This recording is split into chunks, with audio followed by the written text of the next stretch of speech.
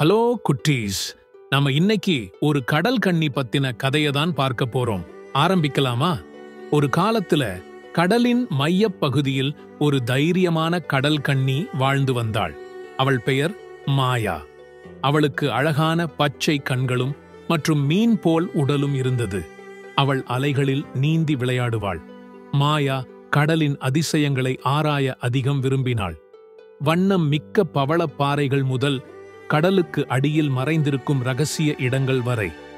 ஒரு நாள் காலையில் சூரியன் உதயமாகும் போது மாயா ஒரு பாடலை கேட்டாள். அது மென்மையாகவும் மர்மமாகவும் கடலில் இருந்து மிதந்து வந்தது.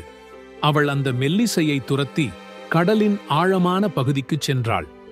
அந்த பாடல் அவளை ஒரு அழகிய சிப்பியில் இருக்கும் முத்து அருகில் இழுத்து சென்றது. அது மென்மையான ஜொலிக்கும் கடல் பாசிகளால் சூழப்பட்டிருந்தது. இது சாதாரண முத்து அல்ல, அது கடலின் ஆழமான பகுதிகளில் மட்டுமே காணப்படும் மாயாஜால முத்து. மாயா அந்த முத்தை தொட அருகில் சென்றபோது கடலில் இருந்து ஒரு குரல் ஒலித்தது.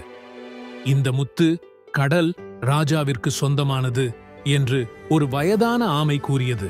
அது ஒரு பாறையின் பின்னால் இருந்து வெளியில் வந்தது. இந்த முத்து கடலை அமைதியாகவும் சமமாகவும் வைத்திருக்கக்கூடிய சக்தியை கொண்டுள்ளது. மாயா அதிர்ந்தாள். ஆனால் இது ஏன் இங்கு மறைந்திருக்கிறது?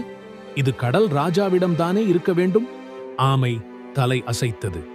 பல ஆண்டுகளுக்கு முன் கடல் ராஜா இந்த முத்தை ஒரு பெரிய புயலில் துளைத்து விட்டார். இது அவரிடம் இருந்து தொலைதூரம் தாண்டி இங்கு வந்திருக்கிறது. இதை இன்று வரை அவரால் மீட்டெடுக்க முடியவில்லை.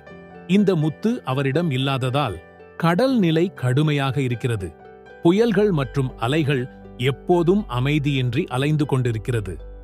மாயா ஒரு ஆழ்ந்த பொறுப்பை உணர்ந்தாள். நான் இந்த முத்தை கடல் ராஜாவுக்கு மீட்டுக் கொடுப்பேன். கடல் மீண்டும் அமைதியாக இருக்க வேண்டும் என்று அவள் கூறினாள். மாயா தன் கையில் முத்தை இறுக்கமாக பிடித்து கொண்டாள். அவள் கடல் ராஜாவின் அரண்மனையை நோக்கி சென்றாள். அது பவளப்பாறை மற்றும் கடல் ஓடுகள் மூலமான ஒரு வசந்தமான அரண்மனை. அந்த அரண்மனை நிலவின் ஒளியில் பிரகாசமாக ஜொலித்தது. அவள் மீன்கள், டால்பின்கள் மற்றும் அந்த பெரிய திமிங்கலத்தை அவள் பயணம் செய்யும் போது கவனித்து சென்றாள். அவள் அரண்மனைக்கு வந்தபோது கடல் ராஜா அவளை புன்னகையுடன் வரவேற்றார். என் முத்தை மீட்டெடுத்ததற்கு நன்றி, துணிச்சலான கடல் கன்னி. முத்து இல்லாமல் இந்த கடல் மிகவும் கஷ்டப்பட்டு கொண்டிருந்தது. மாயா அந்த முத்தை மெதுவாக கடல் ராஜாவின் கைகளில் கொடுத்தாள். உடனே கடல் அமைதியானது. நீர் மென்மையான ஒளியுடன் ஜொலித்தது. அலைகள் அமைதியாக மாறின. கடல் அரசன் மிகவும் நன்றி தெரிவித்தார். நீங்கள் கடலை மீண்டும் அமைதியடையச் செய்துவிட்டீர்கள் மாயா. நீங்கள்தான் கடலின் உண்மையான ஹீரோ. அந்த நாளிலிருந்து மாயா கடலின் பாதுகாவலராக அறியப்பட்டாள். கடல் உயிரினங்கள் அவளின் துணிவை மதித்தனர். கடல் அவளின் தைரியத்தால் அமைதியாகவே இருந்தது மற்றும் அவளின் தைரியத்திற்கும் சுயநலமின்மைக்கும் நன்றி தெரிவித்தது. கதையின் நீதி என்னவென்றால், துணிவு மற்றும் சுயநலமின்மை உலகிற்கு அமைதி கொண்டு வரும். மேலும் ஒரு துணிகரமான செயல் பெரிய மாற்றத்தை உருவாக்க முடியும். ஓகே குட்டீஸ், பாய். நாம அடுத்த கதையில சந்திப்போம்.